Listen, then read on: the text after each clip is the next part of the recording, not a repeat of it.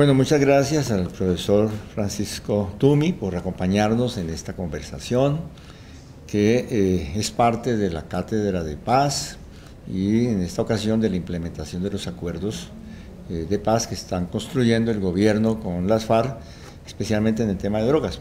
Pero no nos vamos a circunscribir a hablar de los acuerdos, ni vamos a hablar de la letra de los acuerdos, sino en un aspecto mucho más general.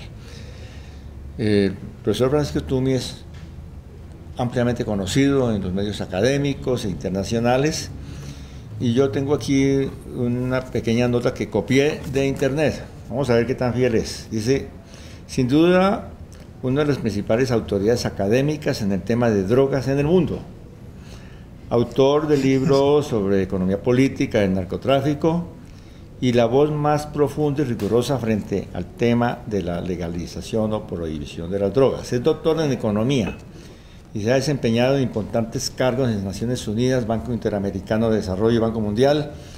Ha sido coordinador de investigaciones del Programa Global contra el Lavado de Dinero, coordinador del Informe Mundial de Drogas, fundador del Centro de Investigación y Monitoreo contra la Droga y el Delito en la Universidad del Rosario, miembro de la Junta Internacional de Fiscalización de Estupefacientes. No quise copiar todo lo demás porque estaba muy largo, profesor, pero tenemos para hoy una compañía y el honor de contar aquí con una persona que seguramente para la juventud, los profesionales que forman parte de esta convocatoria, va a ser una oportunidad muy valiosa. Y yo quiero comenzar remitiéndonos a una conversación que teníamos ahora sobre una publicación reciente de política internacional de drogas, el informe sobre después de la guerra de las drogas, que creo que se llama, publicado por la London School of Economics. ¿Por qué se llama después de las drogas qué?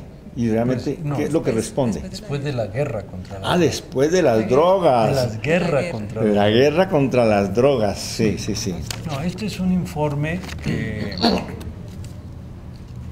surge de un proyecto que ya tiene otros informes antes y que tiene como meta dar insumos para la Asamblea General Especial de las Naciones Unidas sobre drogas, que se va a reunir el mes entrante en Nueva York, que va a ser el sitio donde se va a abrir un debate, el debate posible sobre drogas. Dentro de las Naciones Unidas, algunas veces, pues, no es periódico, pero sí, digamos, cada cierto tiempo hay asambleas especiales sobre el tema de drogas. En el pasado hubo una en el año 1990 que surgió en gran parte en respuesta a una convocatoria del presidente Barco, y luego otra en el año 98 que surgió en gran respuesta a lo que había sido el gran crecimiento en el narcotráfico. En esta ocasión surge en respuesta primero esto fue motivado originalmente por el presidente Santos, que ya desde hace más de 4 años empezó a hablar de que había que repensar las políticas de drogas, pero claramente esto ha tenido apoyo de otros países, es decir, en América Latina, México, Guatemala, aunque ya con el nuevo presidente en Guatemala, con Jimmy Morales, la cosa cambia drásticamente. El Salvador, Honduras, es decir, todos los países donde ha habido más violencia.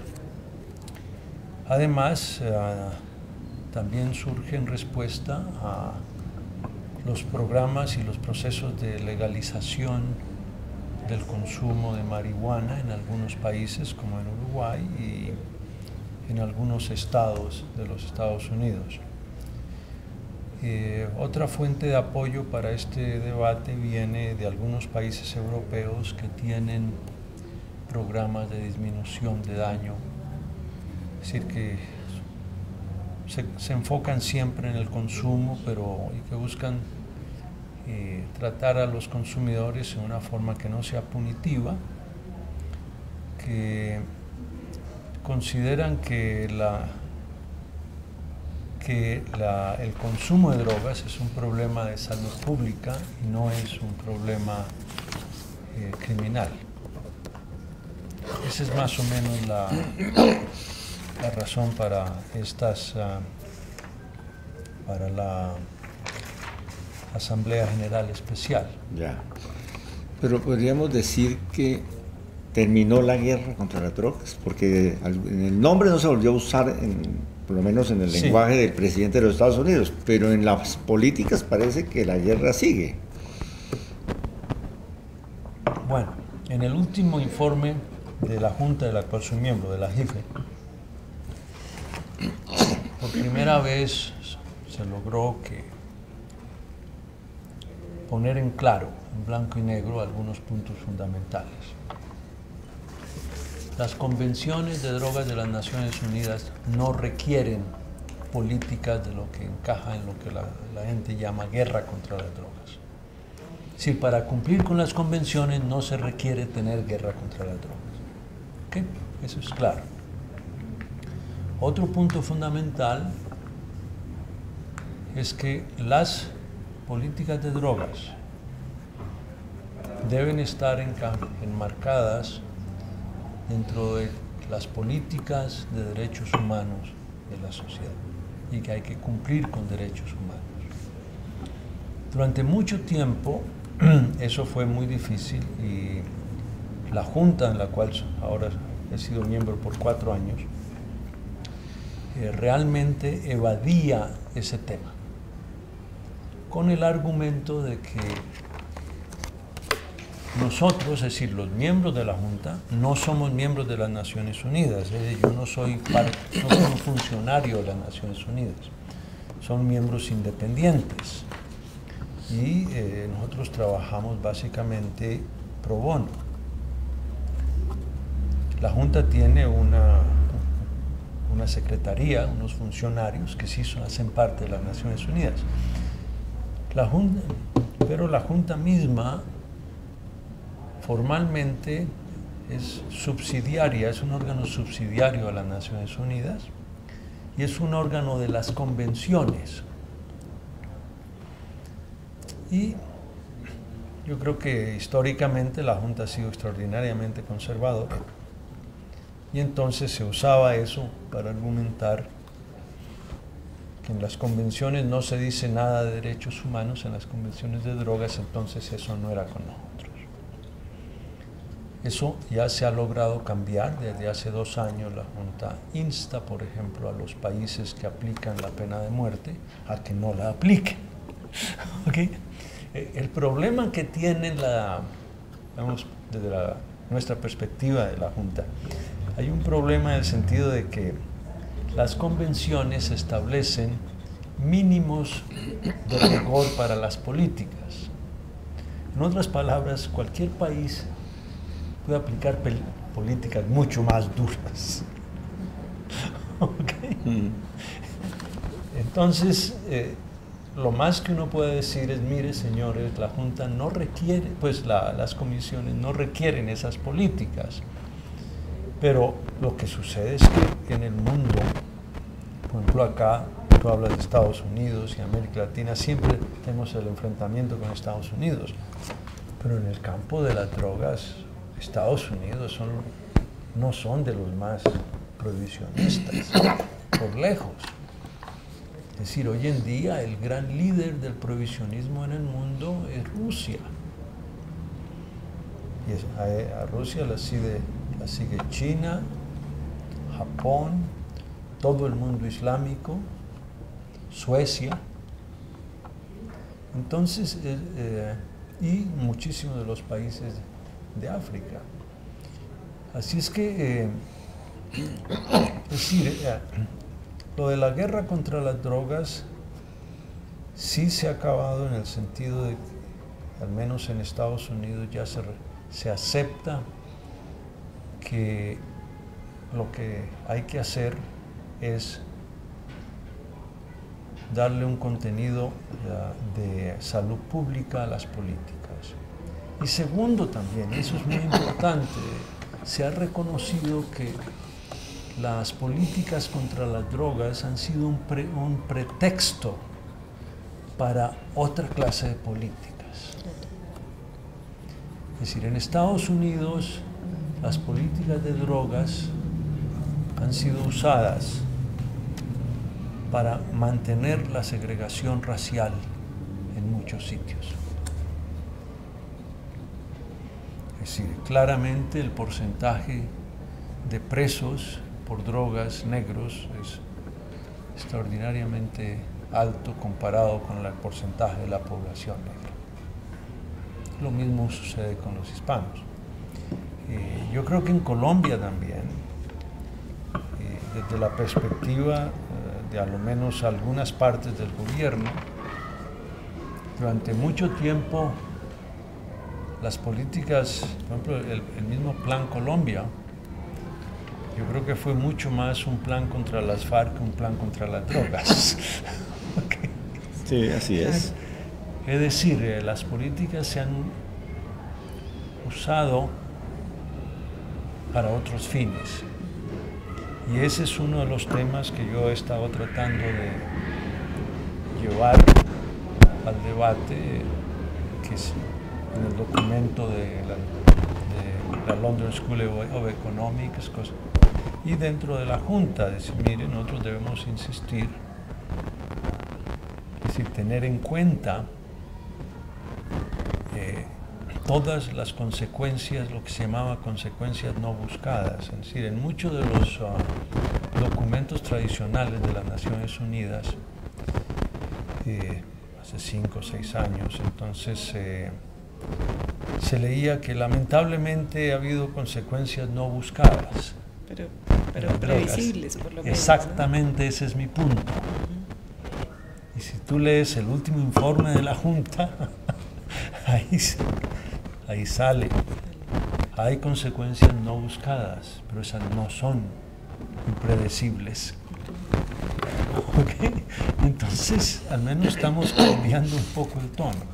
Quería hacer el paréntesis para comentarles que nos acompaña Diana Valenzuela, abogada, además es asesora del Instituto de Estudios para el Desarrollo y la Paz. Entonces, a quien le pido que cada vez que tenga alguna pregunta que tenga con el tema, te intervenga, aunque después también le vamos a dejar. Y quisiera que hiciéramos un pequeño recorrido muy breve en algunos temas que están en la discusión actualmente en Colombia, que tienen que ver con los acuerdos de La Habana. Volvemos algo de cultivos, volvemos al consumo, a la interdicción y retomamos el tema global. Porque en el tema de cultivos, en los acuerdos de La Habana se habla de dos palabras que me gustaría que el profesor nos diera su opinión. Uno, que el objetivo de la política y del acuerdo es cero coca, no cero cocaína, cero coca. Y lo segundo, que la columna vertebral en relación a los pequeños productores es sustitución del cultivo. ¿Qué le parece esa dupleta, sustitución y cero coca? Muy complicada. Es decir, hay varios problemas. En principio, en las convenciones, la coca quedó en la misma categoría que cualquier droga, como la cocaína, las anfetaminas, la heroína, cosas de esa naturaleza. Por eso, por ejemplo, Evo Morales siempre ha argumentado la coca no es cocaína. Hace ya 11 años, por ejemplo, yo publiqué un artículo en una revista académica, una modesta propuesta para sacar la hoja de coca de la lista 1. ¿Okay? Eso es complicado. En principio,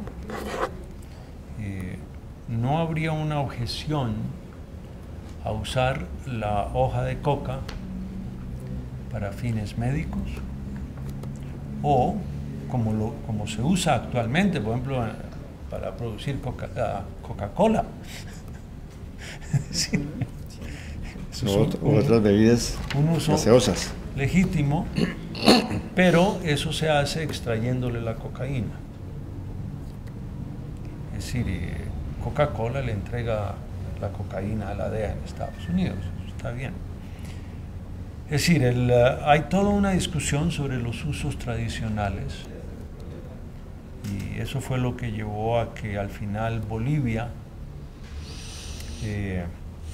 se retirara de la convención y volviera a entrar, porque no le permitieron sacarlo. Es decir, a Bolivia le hicieron trampa en la convención del 88. Una negociación de dos párrafos del mismo artículo, pero se hizo simultánea. En el párrafo 2, Bolivia fue cuando lo que Bolivia negoció, ahí quedó que se permitiría los usos tradicionales de la coca en lugares en donde hubiera evidencia histórica de que había tenido lugar. Muy bien. Ese es párrafo 2. Párrafo 1, que se negoció en el cuarto de al lado y básicamente al tiempo, le metieron el venenito. Nada de lo que se acuerde en esta convención puede ser más flexible de lo que está en la convención anterior. Ok. Tú eres abogada. La trampa está en que la interpretación que si le dieron preponderancia a ese, al párrafo 1, pero tú sabes que en la teoría del derecho el párrafo posterior predomina sobre el párrafo anterior. Es decir, el párrafo segundo equivaldría a las excepciones al párrafo primero, y eso se lo negaron. Okay. O sea, esa es una forma en que se ha interpretado la convención, que también yo lo critico en mi último ensayo. Digo, mire, esas son las trampas que hay atrás.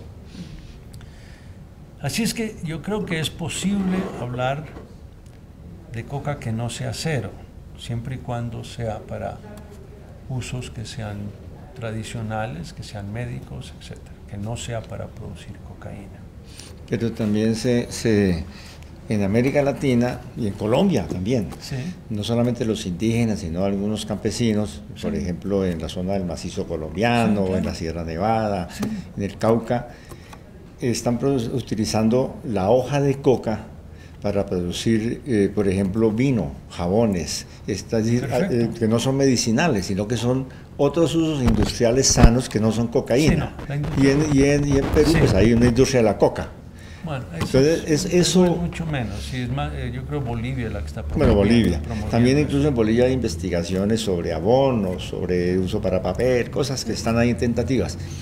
Pero eso implicaría, decir, primero, las convenciones autorizan usos sanos de la hoja de coca, que no sea para cocaína, pero usos, por ejemplo, de transformación industrial. Eso sería legítimo siempre y cuando fuera muy difícil usar esos productos para luego sacar cocaína. Esa es la clave.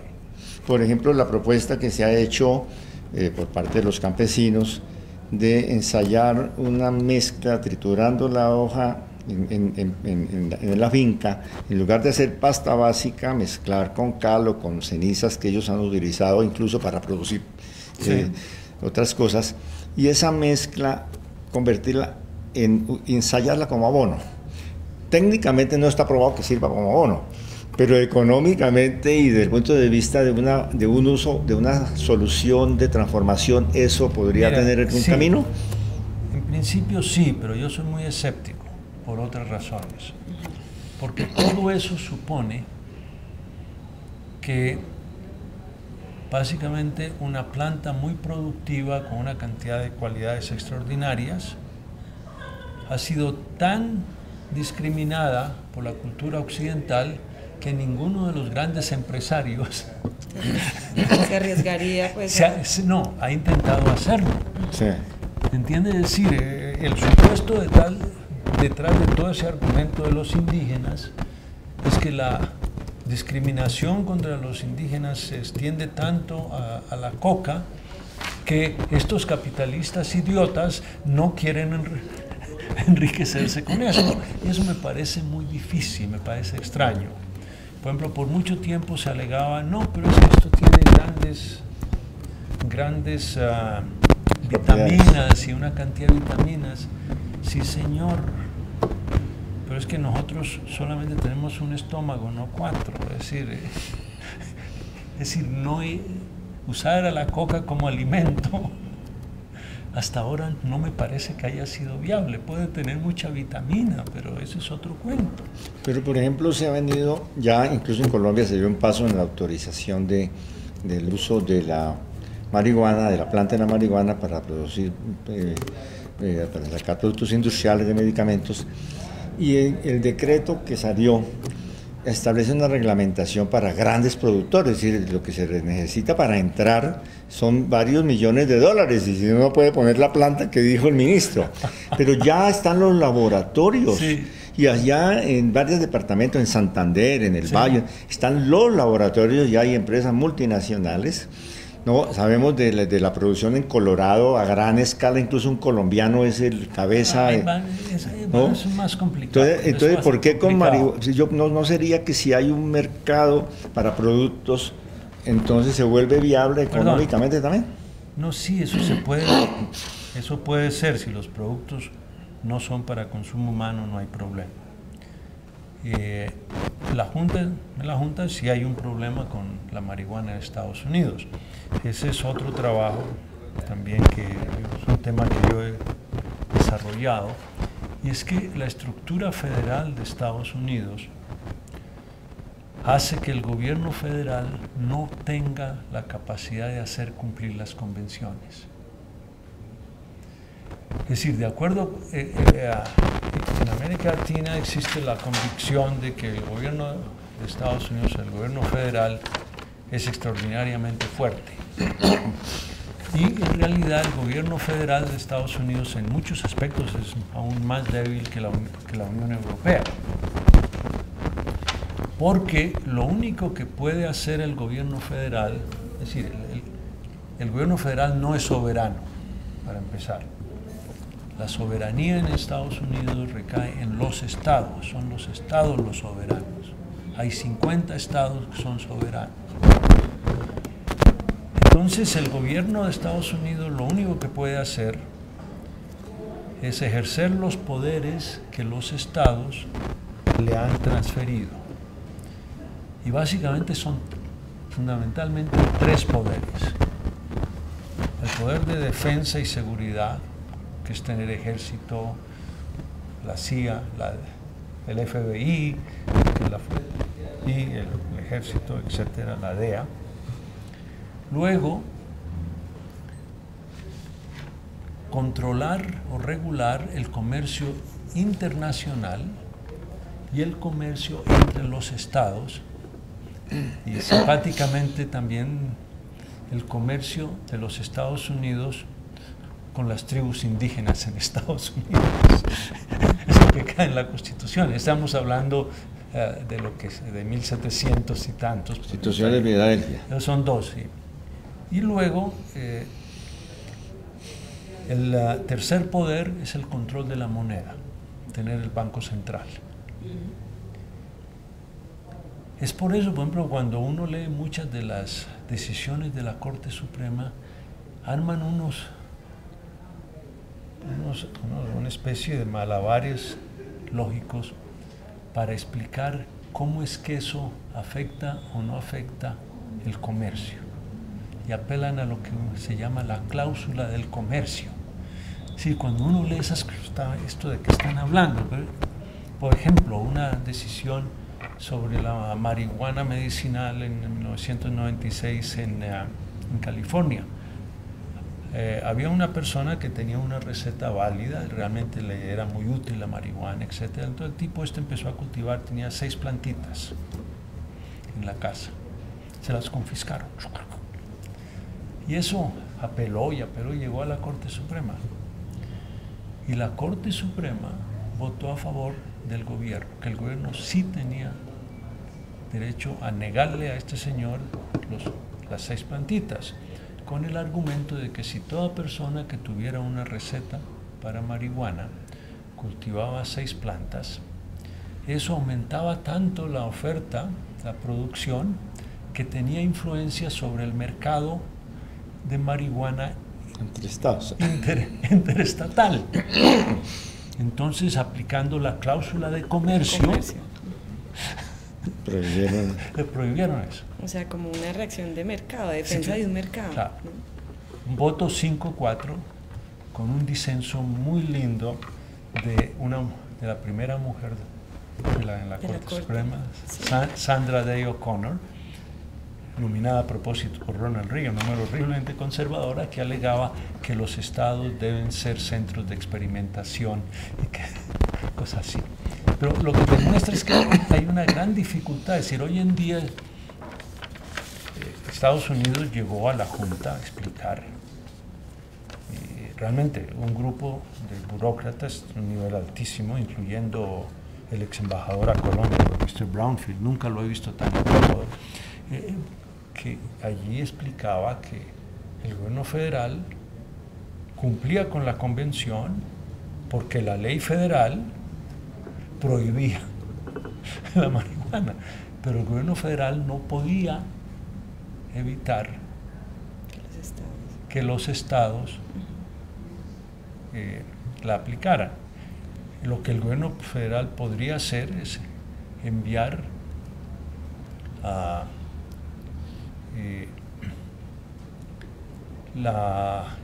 el FBI y la DEA y cosas así, y tratar de que cuando capturaran a alguien así fuera a un juez federal, pero los jueces estatales no tocan eso. Claro. En esa dirección, doctor Toomey, usted expresaba una de sus preocupaciones con el tema de los usos médicos, ¿no? Que es Sí. también uno de las Sí. tesis centrales en el ensayo que va a presentar, Sí. hoy. Entonces, decía que las convenciones internacionales permiten los usos medicinales de todas las drogas, ¿sí? Digamos. Usted afirma que un sistema de salud dentro del libre mercado es un desastre. Afirmó usted pues en la presentación si me permite pasada. explicar por qué. Sí, y en ese sentido, entonces yo pienso pues la siguiente pregunta. ¿Usted qué piensa de la validación de los usos médicos que estarían a cargo entonces de esas firmas farmacéuticas o de esos cuerpos médicos financiados por firmas farmacéuticas que validarían el uso y por tanto lo viabilizarían legalmente? Sí, no, ahí hay una cantidad de problemas. Algo que no expliqué en mi presentación en el Ministerio de Justicia, que es importante, porque es que yo creo que es un desastre la aplicación del mercado libre a la salud. Es que porque cuando uno va a un médico, uno como consumidor le está pagando al médico para que el médico decida cómo gastar la plata de uno. ¿Okay? Es decir, usted entra a un hospital y usted pierde el control de su gasto. En el hospital deciden qué clase de exámenes, qué medicinas, lo que fuera y a qué precio. Es decir, no hay ninguna posibilidad de regateo, al final te pasan una cuenta. Así es. ¿Okay? Es decir, allí lo que sería la soberanía del consumidor ahí se pierde totalmente. Y para que eso funcione, básicamente se necesita tener un sistema de médicos benévolos y de empresas farmacéuticas benévolas. Bien complicado. Claramente eso no existe. Ajá.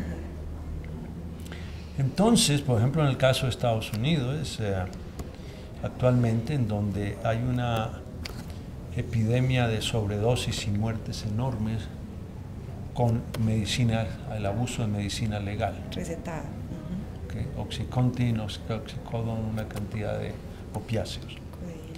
Y esos son recetados, los médicos recetan como loco, y luego con el sistema actual que hay de computadores, las empresas farmacéuticas saben exactamente qué médico recetó su cosa.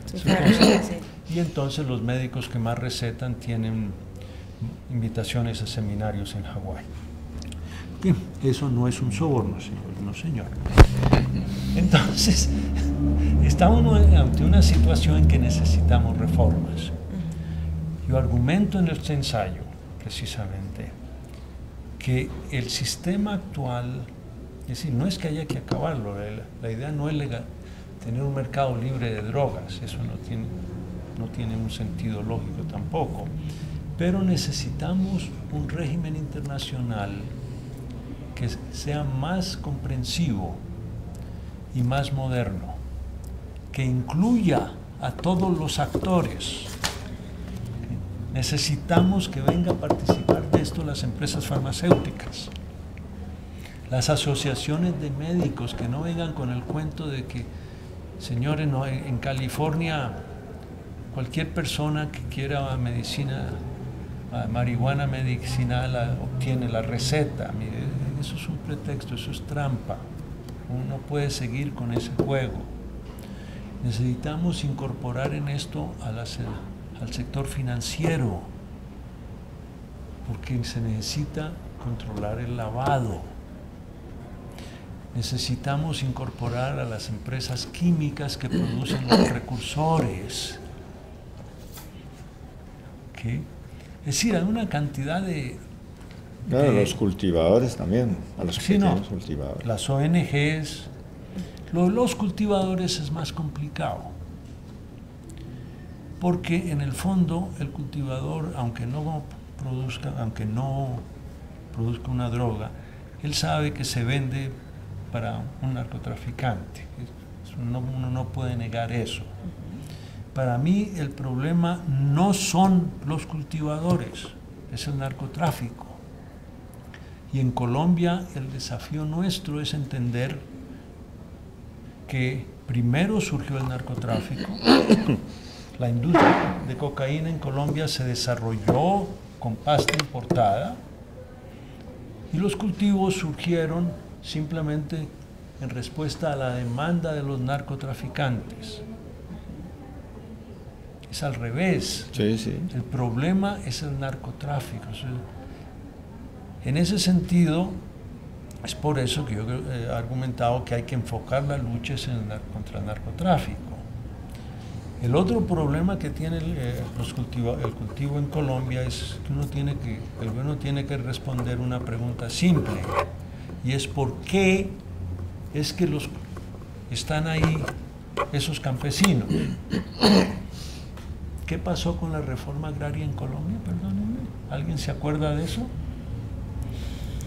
¿Alguien recuerda el pacto de Chicoral? ¿De qué estamos hablando? Es decir, si uno mira la historia económica de los países, uno encuentra que la gran mayoría de países que tenían un campesinado con pequeños cultivos, siempre tuvieron una reforma agraria. Que esas reformas agrarias no fueron eficientes en términos de la economía de mercado, lo que sería el punto neoliberal, pero que fueron muy eficientes en términos políticos. Sociales. Sirvieron para muchas cosas, aunque a largo plazo eso se deterioró. Por ejemplo, la reforma en México a largo plazo no fue muy efectiva, pero eso sirvió para tratar de disminuir los conflictos en la sociedad y para permitir la generación de un proyecto de nación. Cuando yo pregunto en Colombia cuál es el proyecto de construcción de nación que hay en Colombia, eso no existe. Y en esa dirección, doctor Tumi, ¿usted qué experiencias exitosas usted, digamos, rememora fácilmente con el tema de la política de sustitución o erradicación en otros países? Mira, el caso exitoso fue Tailandia, que fue muy especial. Es el caso realmente exitoso. Pero había condiciones muy especiales. Tailandia creció a más de 10% por año durante un periodo largo y las zonas en donde se cultivaba la amapola pues fueron incorporadas con muy buena infraestructura a los centros urbanos. Además, era interesante que en las zonas de cultivo había problemas de adicción al opio, lo cual también facilitó que la misma comunidad dijera si esto es malo.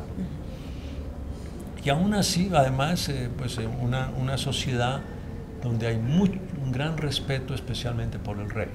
Es decir, hay un reconocimiento del Estado y de la autoridad del rey. Entonces son factores que aquí pues, no existen. Pero por la misma pregunta, en otros términos, en Colombia hemos tenido, por ejemplo, la estrategia del Plan Colombia en la parte de cultivos, de erradicación, hemos tenido plante, hemos tenido una serie de esas políticas. Por lo que dice el profesor, parece que estuvieran al revés, porque el objetivo era el cultivador, era la demanda. Es decir, ¿qué de esas experiencias, qué conclusión podemos sacar para una política nueva? Pues yo lo veo, como le digo, muy difícil. Es decir, el problema hacia adelante es que no hay posconflicto. Colombia ha sido una sociedad conflictiva toda su historia. Yo soy un anciano, 73 años, y durante 73 años de vida Colombia estaba en conflicto. Entonces mi pregunta es decir, uno puede hablar de un periodo posacuerdo con las FARC, y posiblemente sería posacuerdo con una parte de las FARC. Nosotros, ojalá que no sea así, pero uno pone en duda todas estas cosas. Pero el desafío es reconocer la naturaleza conflictiva de la sociedad y tratar de ver procesos por los cuales podemos eliminar el conflicto. Y para eso yo creo que el desafío es reconocer la legitimidad del otro. Es decir, cuando yo miro a los paracos, a los guerrillos, a los políticos corruptos de diversa calaña, a los policías también corruptos, que son muchos de ellos con el mismo origen de los paracos y los guerrillos, cuando veo luego al ejército y los falsos positivos y todo esto, yo tengo que aceptar que todos ellos nacieron, crecieron, se educaron y socializaron en Colombia. Es decir, que son producto de la sociedad colombiana, que son colombianos. Es decir, no es que sean unas cuantas manzanas podridas, ¿entiendes? Es que eso son producto de la sociedad colombiana. Y lo que eso me está diciendo es que no hemos logrado en Colombia generar empatía por el otro colombiano, que siempre percibimos al otro en gran parte como un contrincante o como un enemigo. No. Yo sí. Entonces, es decir, ante eso, parte del posconflicto implica promover arreglos sociales, al menos presentar el desafío de que necesitamos reconocer la legitimidad del otro, que la solución para mi problema no es acabar con el otro. ¿Okay? Es decir, en gran parte, es decir, cuando uno habla, por ejemplo, con gente que ha padecido la FARC, hace 2 días en una reunión social, alguien me decía, pero es que mataron a mi hermano. Sí, claro. Pero entonces la solución no puede ser una venganza, porque señora, luego le van a matar a su nieto en venganza. Le mataron ahora a usted, a su hermano, le van a matar a su hijo, y luego le matan a su nieto. Y seguimos en ese juego. Entonces, el gran desafío es reconocer la legitimidad del otro. Pero lo que no veo es que haya un movimiento oficial de la élite que reconozca eso. Sí. Pero en las comunidades campesinas Hay algo que están hablando de propuestas. Sí, claro. En ese momento, por ejemplo, se han desarrollado mesas de trabajo de campesinos proponiendo cosas.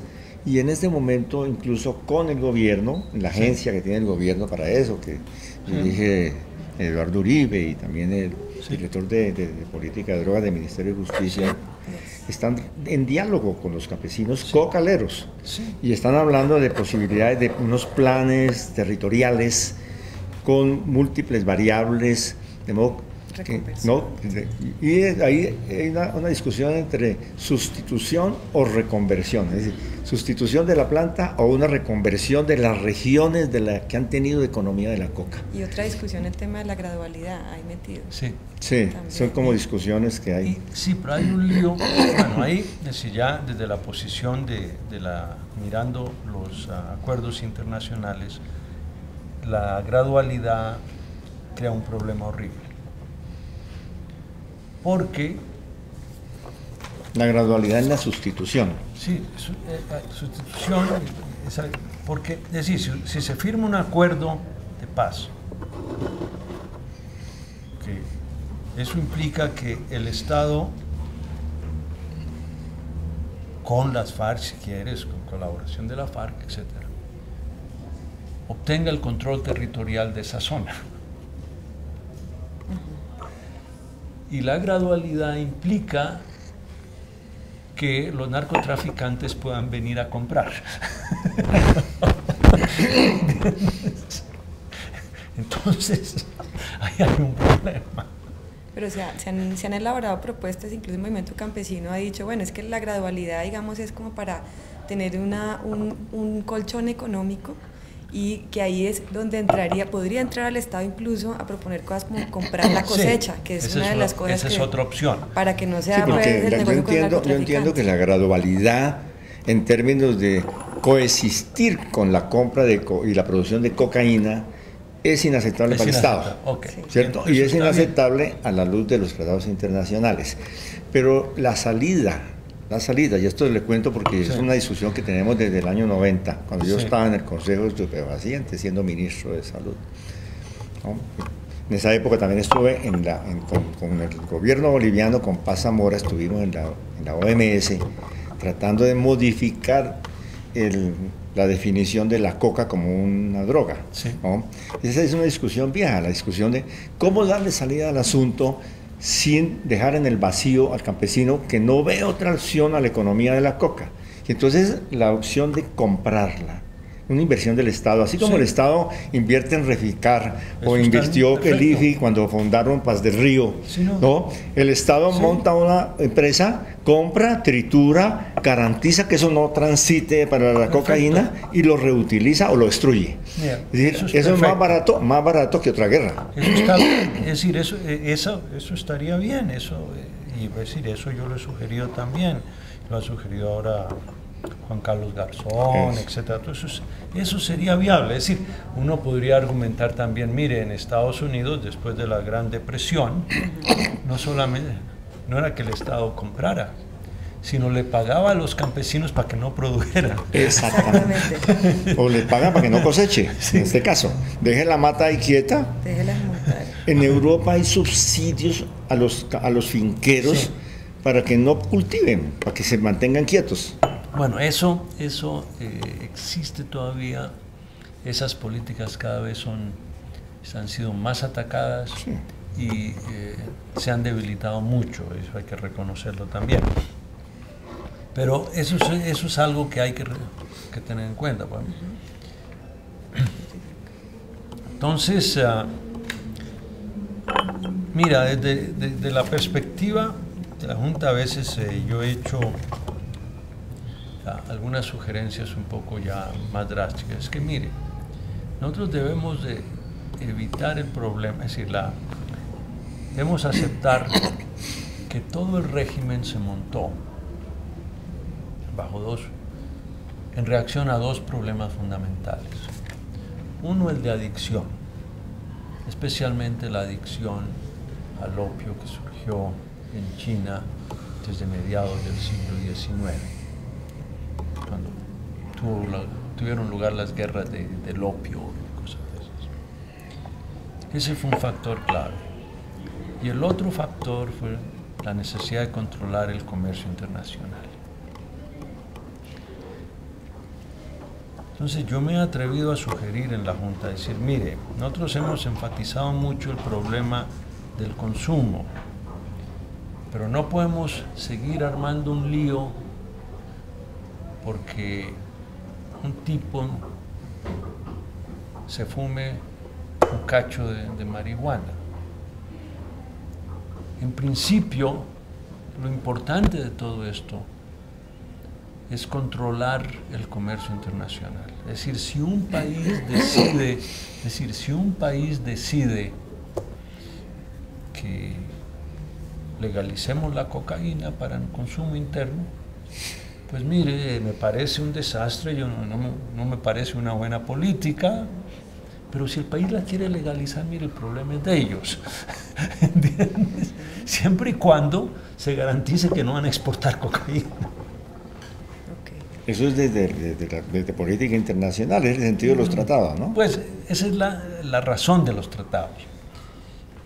Lo que pasó es que se le dio mucho énfasis al asunto del consumo y menos al otro. El problema desde la perspectiva de Colombia que tiene esto es que en Colombia las drogas surgieron para exportación. Han sido nuestra industria más exitosa de exportación. La única multinacional que ha tenido Colombia. Sí, más que eso, es el único producto natural que no ha padecido los grandes colapsos de precio en la historia. Pero básicamente la idea es que es un producto de exportación. Y es por eso que muchos de los discursos tradicionales en Colombia son exculpatorios y justificativos. La sociedad americana es una sociedad enferma que requiere droga, que los gringos se quedan con la plata, que el sector financiero internacional depende del narcotráfico. Dios mío, cualquier... Sacas una cantidad de argumentos para explicar por qué eso no es culpa nuestra, nosotros no tenemos nada, a mí que me esculquen, pues. Pero sí hay un principio de corresponsabilidad. De eso es cierto, pero por otro lado, el drama que tiene Colombia es que si no fuera por características específicas de la sociedad colombiana, Colombia tendría mucho más competencia en el mercado de cocaína, que es mucho más rentable que el de cualquier otra exportación. Es decir, como economista yo me metí a estudiar drogas porque yo no podía entender cómo el producto más rentable era el que menos competencia internacional tenía. Y eso solo se explica mirando a las vulnerabilidades de la sociedad colombiana. Es decir, nosotros no vamos a resolver el problema si no miramos para adentro. Pero un poco, si se logra el acuerdo, si se opera el acuerdo de La Habana, sí, resulta que los campesinos organizados que están sentados con el gobierno, parte de ellos en la cumbre agraria, sí, ellos afirman hoy que representan el 95% de la producción de hoja de coca, ellos sentados ahí, y que tienen la capacidad de disciplinar a todos esos cultivadores para que esa coca no vaya a la cocaína. perfecto. Si esto sucede, hay dos cosas. Uno, si esto es viable en Colombia, pero lo segundo, si se hiciera en Colombia, no se iría el negocio para Perú y Bolivia. Perfecto, eso no importa dónde se fuera. Es decir, hace 110 años la coca se producía en Malasia, Indonesia, Hasta en Chile. Sri Hubo Lanka, coca. sí, Sri Lanka, es decir, es el sur de la India, Perú, Bolivia, obviamente. ¿De dónde sacaba coca? No, eso era Cocaína. legal, claro, la cocaína era legal, pero el punto interesante es que mientras la coca y la cocaína fueron legales, Colombia no exportó un gramo de cocaína ni una hoja de coca. ¿entiendes? Es decir, la razón por la cual Colombia ha tenido tanto éxito es porque la cocaína es ilegal. Entonces, el problema es por qué Colombia tiene tanto más éxito en lo ilegal que en cualquier otra exportación legal. Y para eso... Pero la pregunta también hay que decirla, ¿cuánto le ingresa? A mí me han dado varias cifras de cuánto es el ingreso a Colombia anual en dólares por el tráfico. Eso se hablan de 8, de 16, de 14. Cualquier cosa. Pero entonces, si esos son los volúmenes, cualquiera que sea muy alto, ¿por qué ese negocio no ha tenido competencia de producción, de cristalización en México, donde hay tantos carteles, o en otros países donde... Porque son países, yo creo, donde hay mucho más control territorial de parte del Estado, en otros países porque hay controles sociales mucho más grandes. Es decir, hasta cierto punto Colombia, por su geografía, terminó con el Estado central más débil, porque era el más pobre en términos per cápita, porque no tenía capacidad de poner impuestos. Es decir, hasta, digamos, casi los años 30 del siglo pasado, años 40, la fuente principal de ingresos del gobierno central fueron los impuestos al comercio. Y Colombia tenía, en términos per cápita, las exportaciones más bajas del mundo, pues de América Latina, comparables a veces en algunos años con Haití, con Honduras, una cosa así. Entonces, Colombia estaba enfrentado además, es decir, a los costos más altos para integrar el país por la geografía y el gobierno central más barato, más pobre.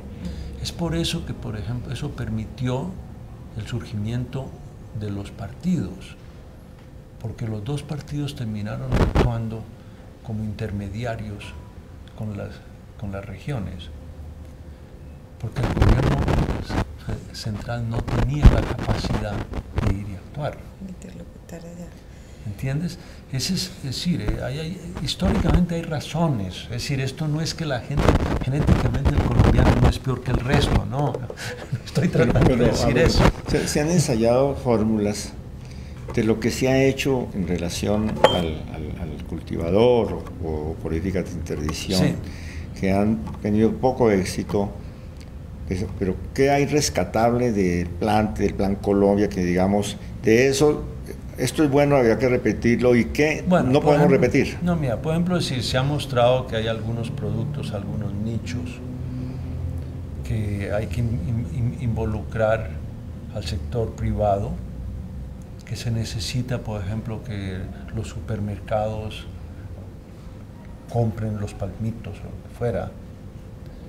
Es decir, que el asunto es bastante más complicado que, por ejemplo, si con las FARC, parte del acuerdo es que permitan realmente hacer carreteras. Bueno, si hay acuerdo de paz, pues va a haber carreteras. Bueno, pero no hay plata ahora, pero eso es un problema. Bueno. No, pero ¿entiendes? Son problemas. Es decir, la forma es cómo incorporar el campesinado a la economía principal de Colombia. Es decir, cómo convertirlos en colombianos, cómo sientan que el Estado es amigo de ellos, que la policía y el ejército también, que no son los enemigos, que es la situación actual. Sí, y ahí en esa línea quisiera saber usted qué opina, pues, como de la criminalización de la que ha sido objeto, pues, el campesinado, los cultivadores de coca en específico, a la luz del principio de proporcionalidad. Usted comentaba al comienzo acá el tema de la Junta ya está diciendo, o ya no está de acuerdo por lo menos con la pena de muerte, ¿sí? Está diciendo ustedes, pueden, estos son los mínimos, de para arriba ustedes verán, pero no se excedan, o apliquen principio de proporcionalidad. Acá en Colombia tenemos unas cifras, pues, un poco alarmantes de judicializados, campesinos, indígenas, afros judicializados, 450.000 las cifras que se están manejando. Sí. Entonces, ¿cómo usted ve eso allí? No, yo lo veo como la misma forma, por ejemplo, en la que veo en Estados Unidos la gran cantidad de negros y de latinos en las cárceles.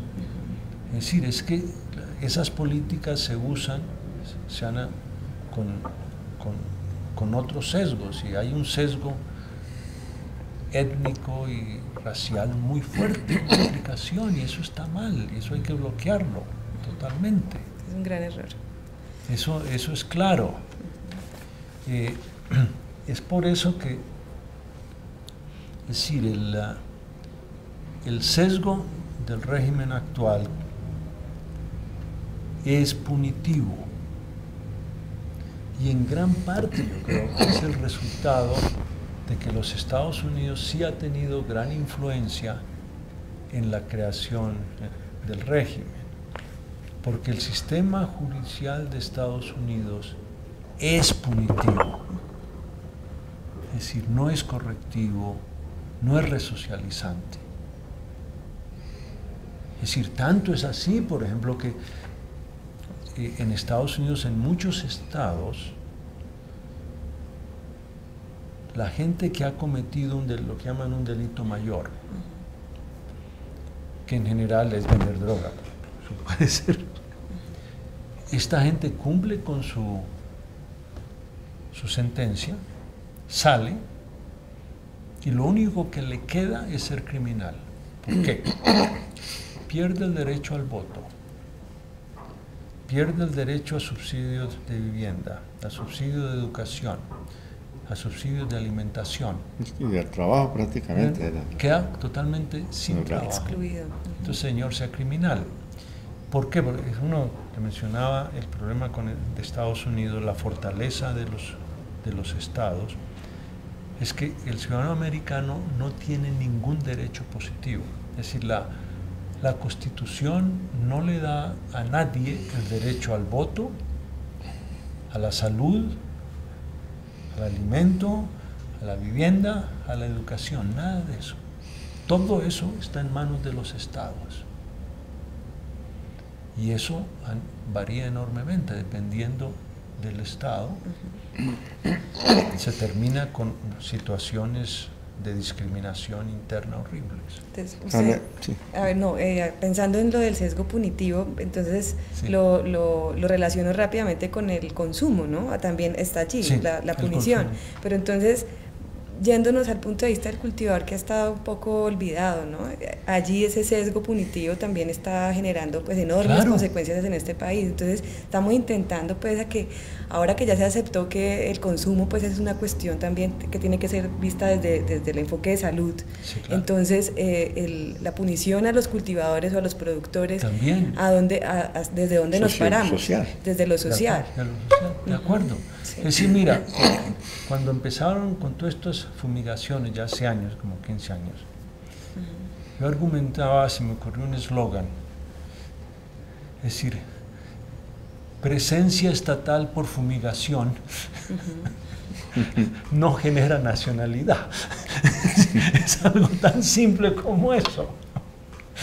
Es decir, tú no generas ciudadanos, que es lo que necesitamos. Colombia ha sido un país con muchísimos siervos y necesitamos generar ciudadanos. ¿Qué opina, profesor? Que ya vamos terminando pues, por Sí. la programación de la Gracias. cátedra de una hora. Sí. De la postura que Colombia está preparando y ya ha esbozado para llevar a Naciones Unidas. Eso tendrá primero un signo positivo. ¿Alguien la va a escuchar? ¿Esperamos cambios en la política mundial? Bueno, vamos a ver. Yo creo que lo que va a haber no es cambios en la política mundial, pero sí va a empezar un debate. Y es un debate que va a llevar a otra discusión fuerte en el 2019, que son los 10 años después de la última declaración política del 2009, en donde se volvieron a comprometer en 10 años vamos a tener grandes éxitos, bla, bla, bla, cosas así. Yo creo que lo que es importante es que se va a reconocer que no hay un consenso. Generalmente, por mucho tiempo, a mí me frustraba mucho ver que en las reuniones que la semana entrante, que cuando se va a reunir la Comisión de Estupefacientes, el órgano donde se debe discutir la política, generalmente en Viena, donde van los delegados de los países. En todas esas discusiones se terminaba reafirmando la política. ¿Okay? Y uno veía, es decir, en mi experiencia yo he tenido problemas con trabajos que han sido simplemente censurados. Es decir, en el caso de las drogas, es decir, si yo hago mi hoja de vida completa, digo, mire, el libro no publicado por razones políticamente incorrectas.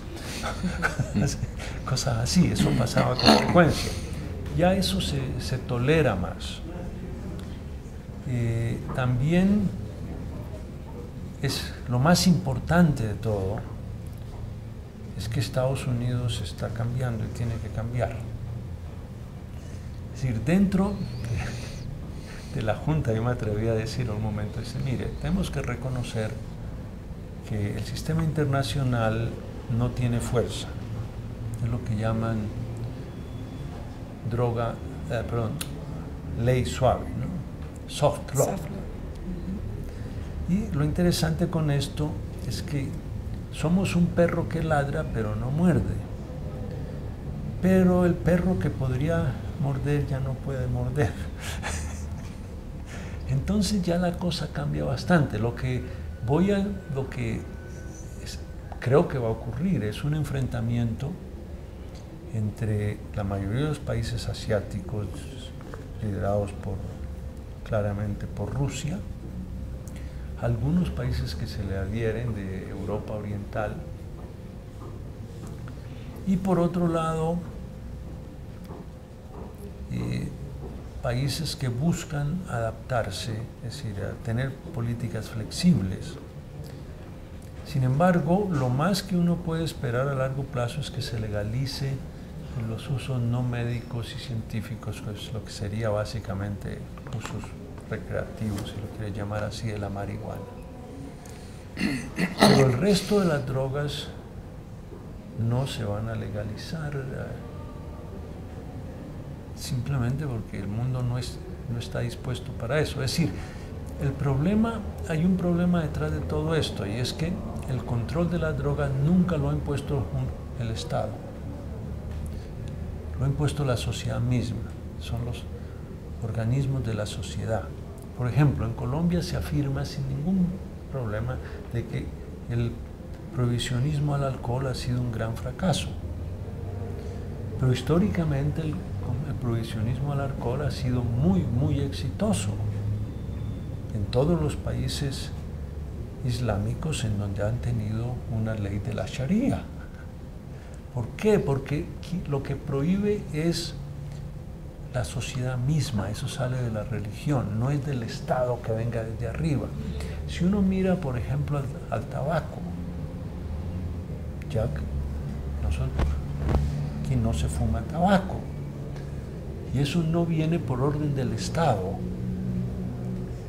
Entonces, sí, al final la única forma en que se puede legalizar una droga es cuando la sociedad misma genera controles sociales. ¿Entiendes? Ese es el punto. Y es por eso, por ejemplo, que yo temo la forma como se está legalizando la marihuana en Colorado, especialmente en Colorado, que es un mercado bastante libre, en donde, como buenos empresarios, la meta es vender más. Y cuando uno mira el consumo de las drogas, más o menos el 80% del consumo de cualquier droga lo consume un porcentaje pequeño de 15 a 20% de consumidores con problemas. Entonces la solución financiera del capitalismo es aumentar el número de adictos. Más y mejores adictos. Sí, más y mejores adictos. Eso es lo que hay que acabar. Por eso yo creo que el ejemplo de Uruguay hay que permitirlo. Ok, entonces el Estado es el único que podría pues, regular un poco. Regular eso. Entonces yo creo que vamos a estar en un proceso de aprendizaje hacia adelante. Muy bien, profesor. Vamos a concederle una última pregunta a Diana, nuestra abogada aquí del tema. Pues imagínense, estuve esta mañana con un mamo arahuaco de la Sierra Nevada de Santa Marta hablando pues sobre los usos medicinales y la significación de la hoja para los 4 pueblos que habitan la sierra, ¿no? Entonces ahí pues como que nos quedó esta pregunta, a ver usted qué piensa con lo de los usos medicinales. Entonces pensando, ¿qué opina de la posibilidad de otorgarle legitimidad desde la ciencia a los usos medicinales de comunidades que no construyen sus pensamientos ni su conocimiento desde el método científico? Entonces, ¿cómo podemos hacer esa investigación conjuntamente desde distintos métodos de investigación? Por favor, lee los comentarios de las convenciones. Ajá. Porque en el comentario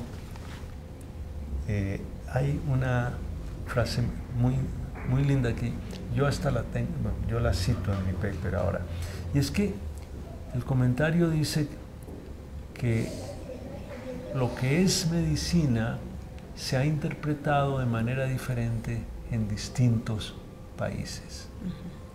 Y en algunos se ha utilizado lo que no encajaría de lo que sería medicina occidental.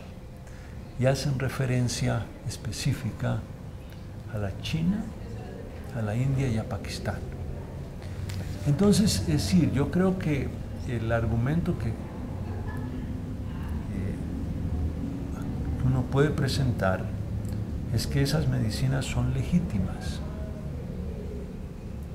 Es decir, y que tal vez ni siquiera sea necesario tener la bendición de la Sociedad Americana de Medicina o de algo así, ¿entiendes? Sí.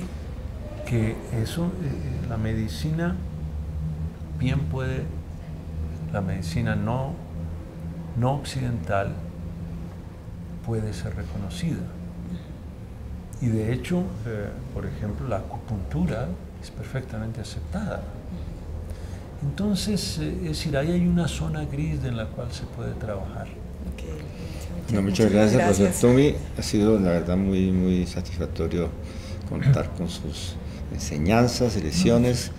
Y vamos a entregar esto a todos los inscritos en la cátedra y será un material que también le enviaremos al profesor para su concepto y para invitarlo a que tengamos una nueva conversación. Yo creo que después de abril de lo que pase en Nueva York, ¿no? Tendremos noticias y lo volveremos a invitar. Entonces, muchas gracias. No, gracias a ustedes.